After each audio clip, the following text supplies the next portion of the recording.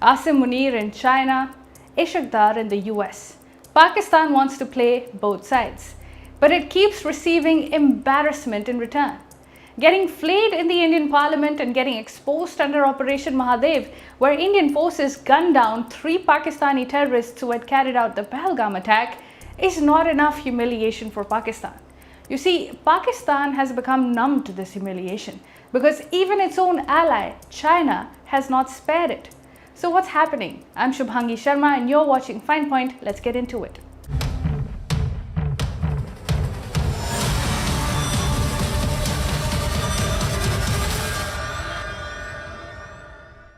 Pakistan's Chief of Army Staff and self-appointed Field Marshal Asim Munir arrived in China last week with a sense of urgency. He cancelled his planned visits to Indonesia and Sri Lanka, hoping to placate China in the midst of its deep overtures to the US. Foreign Minister Ishaqdar was headed to the US to meet Secretary of State Marco Rubio, so perhaps Munir needed an explanatory tour to China beforehand. What followed, however, was a diplomatic debacle. Not only was Munir denied a meeting with Chinese President Xi Jinping, but he was also subjected to a tough and direct interrogation by Chinese Foreign Minister Wang Yi on the safety of Chinese nationals and projects in Pakistan. In the world of diplomacy, this dressing down was clear as day, and it was no accident. With Chinese engineers, workers, and even Pakistani personnel being repeatedly targeted and killed in Pakistan from Gwadar to Khyber Pakhtunkhwa, China's patience has run out. In the past few months, several attacks on Chinese interests have rattled Beijing. From Baloch separatist attacks to TTP strikes, the Pakistani army has failed to secure even the most high-value corridors of the China-Pakistan Economic Corridor, which is a flagship BRI project. Instead of diplomatic niceties, Munir was met with cold suspicion. Wang Yi reportedly grilled him on the deteriorating law and order situation and the rising death toll among Chinese nationals in Pakistan. No joint statements, no loan promises, not even a symbolic photo op, forget a meeting with Chinese President Xi Jinping. Just a tepid affirmation of the all-weather friendship in words alone.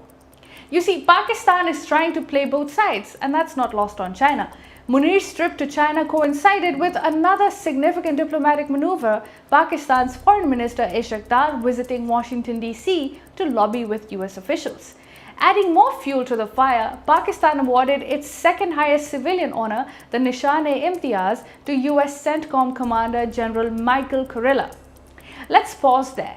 This is the same General Kurilla who described Pakistan as a phenomenal counter-terrorism partner earlier this year, even as Pakistan shelters Lashkar-e-Taiba proxies and global jihadist networks. This honor came days after the US officially designated the Resistance Front, TRF, a Lashkar-e-Taiba front in Jammu and Kashmir, as a foreign terrorist organization. Actually opposed it and said LET was different. So we were able to get into UN a recognition that TRF today is a proxy for the LET and is responsible for Khyber. While India stood vindicated, Pakistan was quietly lobbying Washington against such moves, and it failed. So what explains this contradiction? Desperation, of course.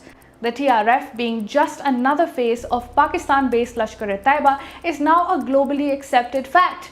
This not only humiliates Pakistan but puts it in a tough situation, whether it is in the FATF or at the UN. So Pakistan is hedging. It wants its ironclad brotherhood with China while cozying up to the US, which seeks to counter China. Islamabad needs all the money you can get, be it from China or the US-dominated World Bank and IMF. At the same time, it wants to present itself as a victim of terrorism while continuing its backing of terror.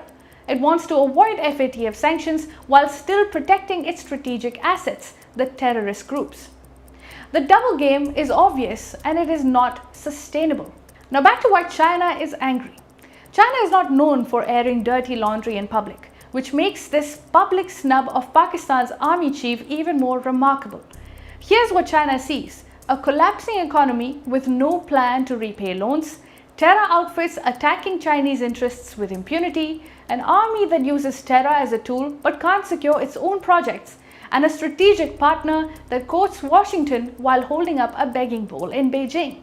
Pakistan's promises to protect Chinese investments have failed. Billions have been sunk into the China-Pakistan economic corridor and there are no substantial returns. Reports say that China has put in almost $62 billion. Others estimate it could be higher, almost $70 billion. The so-called game-changer corridor is now a corridor of chaos, with the Tehreek-e-Taliban and Baloch militants targeting it with impunity. And unlike the US, which might indulge Pakistan for its own strategic goals in Afghanistan or Iran, China sees itself as an investor first. If the business isn't safe, the partnership is not real.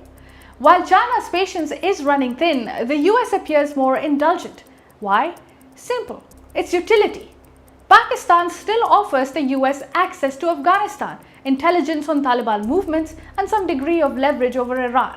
With tensions rising in the Middle East and America's retreat from full-spectrum involvement in the region, Pakistan can serve as a convenient listening post and logistical route. By bestowing state honors on CENTCOM's General Kurilla or even nominating Trump for the Nobel Prize, Pakistan is trying to keep itself on Washington's good side, even as its terror proxies continue targeting India.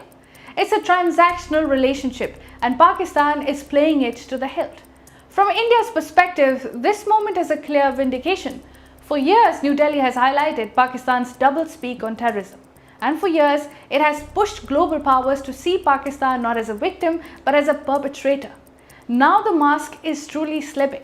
Asim Munir, the most powerful man in Pakistan, was forced to endure a cold lecture from Beijing. The ironclad brotherhood looks rusted and brittle, and even as Pakistan cozies up to the US, its own duplicity is becoming impossible to hide.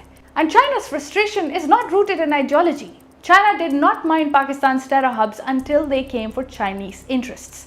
This frustration is a function of failed trust, broken promises, and growing risk because CPEC is turning into a really bad investment. The US, meanwhile, is using Pakistan for short-term tactical gains, so-called counter-terror operations. But neither side trusts Pakistan. So in a nutshell, Pakistan is barely afloat, and that's because of its geography and mercenary nature. Its proximity to Afghanistan and Iran make it useful to the US. Its enmity with India makes it useful to China, and it is a useful hired gun for both. But being someone else's hired gun does not earn respect. In fact, quite the opposite. But having divorced any sense of self-respect, Pakistan is perhaps happy to take all the humiliation and embarrassment as long as the aid keeps flowing.